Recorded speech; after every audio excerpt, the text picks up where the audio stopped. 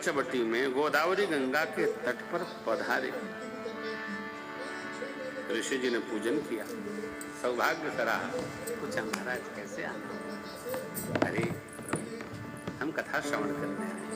अच्छा, सुनाने लगे। बोले नहीं, आप ऊपर पधारे, हम नीचे बैठते हैं। शिव बाबा ने 9 दिन कथा सुनी।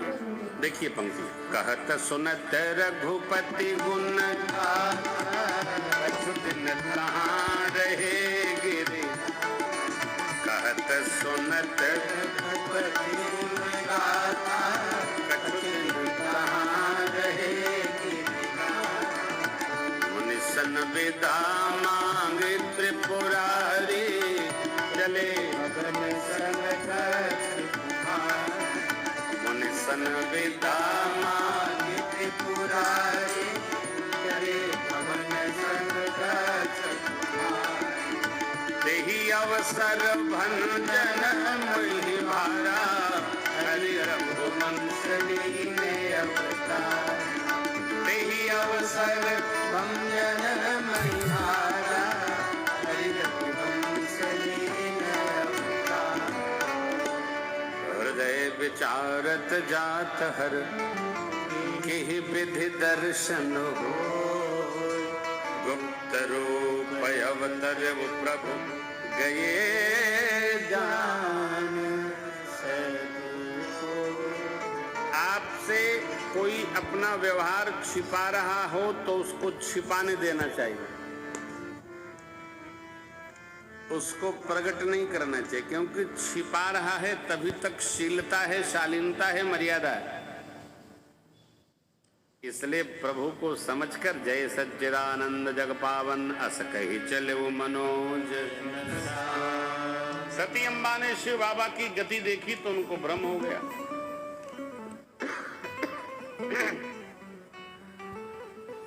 मां सोचने लगी, शिव जी जगत बंद हैं, जगदीश्वर हैं, राजा के बेटे को प्रणाम करते हैं। पहली बात तो हम अपने से किसी को श्रेष्ठ माने, आज जिसको श्रेष्ठ माने उसके व्यवहार के प्रति शंका न करें। आज तो जिह्वा ऐसी विचित्र है, चाहे श्रेष्ठ हो चाहे कनिष्ठ हो, कहने में कुछ लगते नहीं, कोई टैक्स तो है नहीं बोलने में भारतवर्ष में। चाहे जो कह दो, पिताजी को कह दो, भैया जी को कह दो, अरे और तो और राजा को कह दो। ऐसा यह देश है, स्वतंत्र देश है। कम से कम इसका अनुशासन घर में हो कि हमको किसको क्या कहना है और किसको नहीं कहना है, वरना गति सती मैया जैसी हो जाएगी।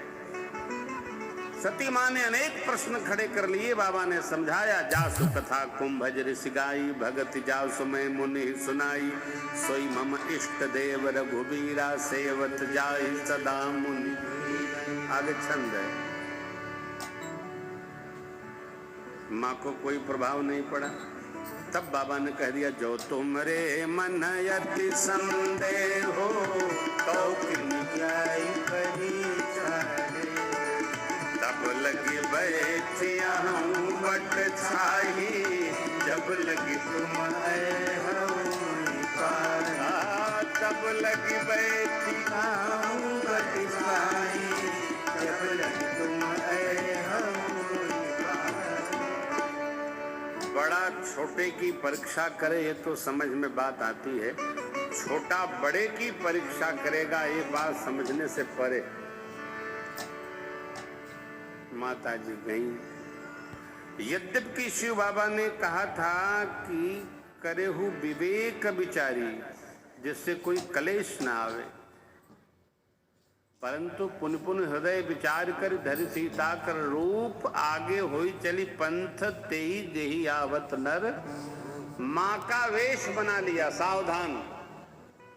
किसी का रूप उधार नहीं मिलता है, वेश उधार मिलता है। गहना मिल जाएगा और चमकाने वाला सामान मिल जाएगा, चेहरा थोड़ी मिल जाएगा, नहीं मिलेगा, कुछ नहीं मिलेगा। वैसा बना जा सकता है केवल वेश पहनकर, स्वरूप नहीं मिल सकता है। सती माता का स्वरूप तो वही है, सीता माँ जैसा वस्त्राभूषण धारण कर ली, भगवान से तो माया क्या होती थी। लक्ष्मण जी देखे मौन रह गए। परमात्मा ने आगे बढ़कर प्रणाम किया। ध्यान दे, दशरथ महाराज का पुत्र राम आपको प्रणाम करता है। अरे सती जी बोली, मैं तो सीता जी बनी हूँ, ये मुझे ही प्रणाम करते हैं। भगवान तो भगवान है, हो प्रणाम नहीं किए। प्रणाम के बाद भगवान ने कुशल पूछी। कहे वो बहोरी कहाँ वृष और आप विपिन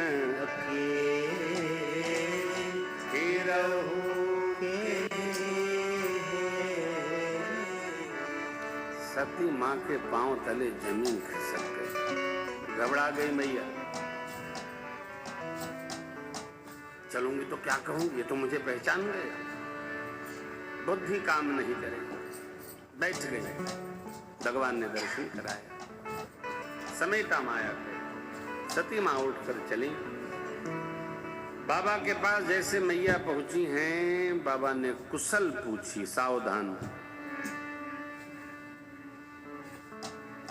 गलती मनुष्य से एक ही बार होती है, दूसरी बार नहीं होती है।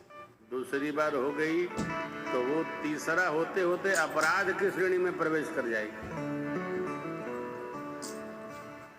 हम करें, आप करो, कोई करे, गलत करने वाले व्यक्ति का मन गलत न करने को प्रेरित करता है।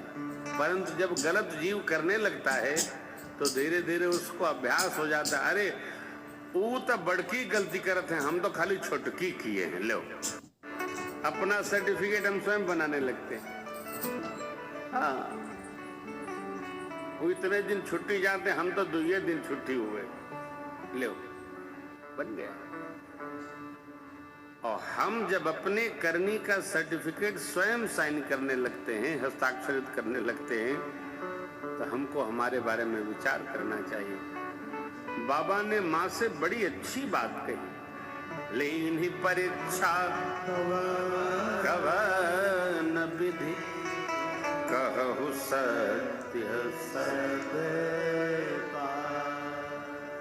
जरा इस दोहे के सूक्ष्म भाव का दर्शन करिए। लेनी परीक्षा कवन विधि, कहु देवी सब बात। बाबा ने नहीं कहा, बाबा ने कहा कहो सत्य सब। किसी आदमी को ये कहना पड़े, भाई देखिए सत्य बोलिएगा, इसका मतलब ही आप तक झूठे बोलते हैं।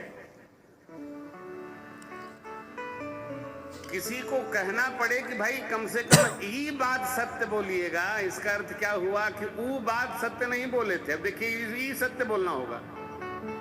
बाबा ने बांधा, लेकिन भैया एक बार यदि फिसले तो फिसले, गए तो गए।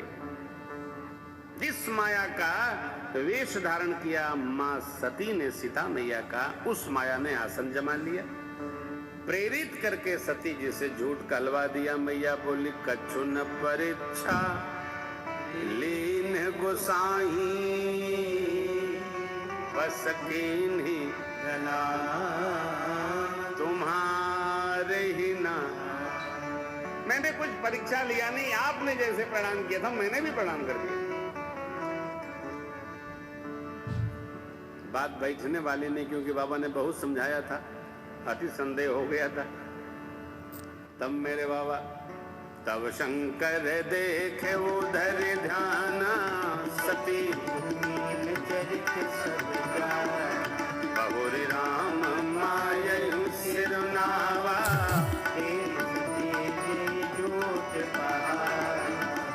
तन सती भेंट मोहिनाई, शिव संकल्प की मन। यही तन सती भेंट मोहिनाई, शिव संकल्प की मन। बाबा अंदर से इतने दुखी हुए कि सती मैया ने क्या, अरे सीता माँ का वेश धारण कर लिया। अब तो इनमें मेरी मातृनिष्ठा हो गई। इस शरीर में रहते सती जी से पति पत्नी इस नाते से भेंट संभव नहीं है। आकाशवाणी ने प्रशंसा किया। भगवान शिवाय कैलाश अपनी प्रतिज्ञा का स्मरण करते हुए शिव जी समाधिस्थ हो गए। 87,000 वर्ष शिव बाबा समाधि में रहे। सती मां गणों के साथ सेवा करती रही। परिणाम 87,000 वर्ष बाद जब शिव बाबा ने मुख खोला, राम नाम शिव सुमिरन लागे, जाने सती जगत पति जायु शंभु पद वंदन की, सन्मुख शंकर। भगवान की कथा सुनाने लगे भूत भावन शिव बाबा, लेकिन माँ का मन फिर नहीं रम रहा है। मैं आपको पहले ही निवेदन किया कि भगवान की कथा कान पार कर सुनी जाए, एकाग्र होकर। बिच्छू भी डंक मारे तो पता न चले। एकाग्रता का अभ्यास हो गया, हमसे कोई सुखी नहीं।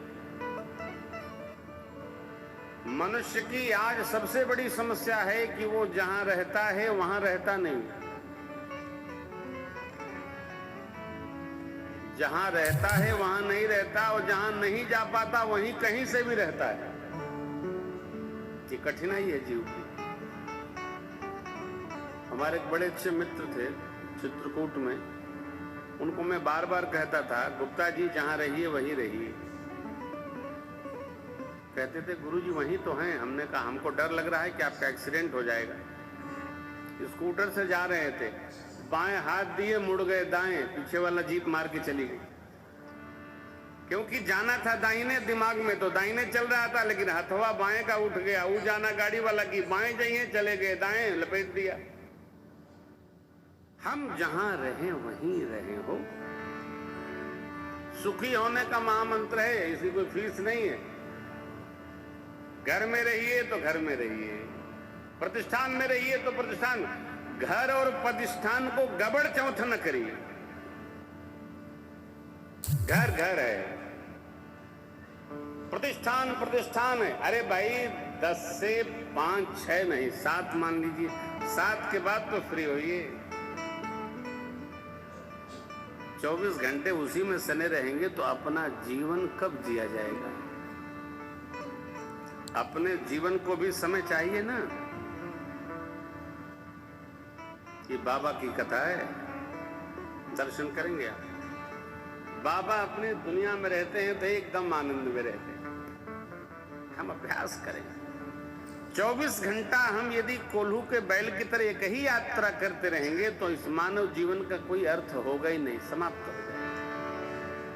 इसलिए कार्य और जीवन का हमारे वर्गीकरण, ऐसा स्कंद पुराण में लिखा है। हमारे हर व्यवहार का वर्गीकरण, जीवन का वर्गीकरण।